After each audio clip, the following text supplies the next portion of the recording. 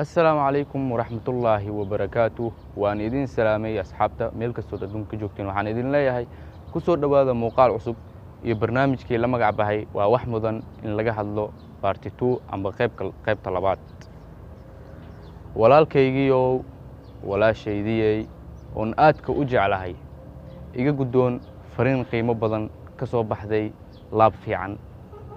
fariintaasoo ah marna ha ka quursanin nolosha, niyadaadana ha u sheegin waxyaabo u keeni kara inay quursato amba u keeni kara inay niyad jabto.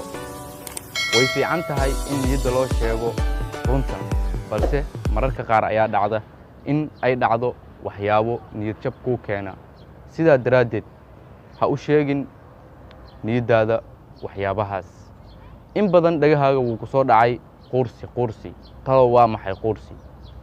quursi waa shay aad haminaysay hiigsina aad u lahayd in aad gaarto, balse hal caqabad oo kuugu timid inay kugu kalifto inaad waxaas aad ka baxdo.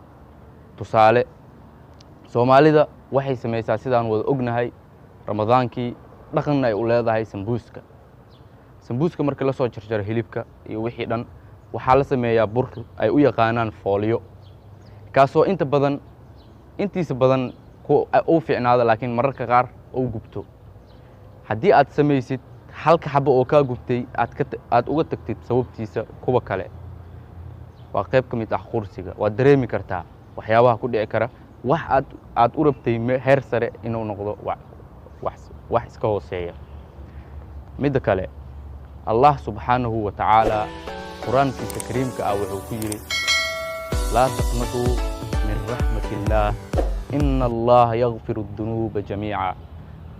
ha ka qursanina naxariista alle, ilaahay wuu dembi dhaafayaa dembiga oo dhan.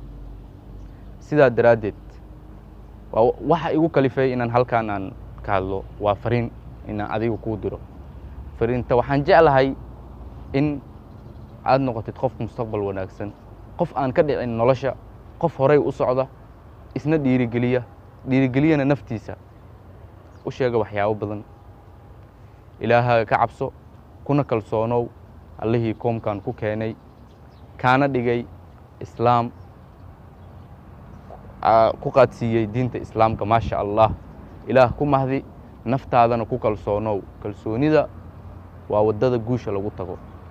wassalaamu calaykum waraxmatullaahi wabarakaatu.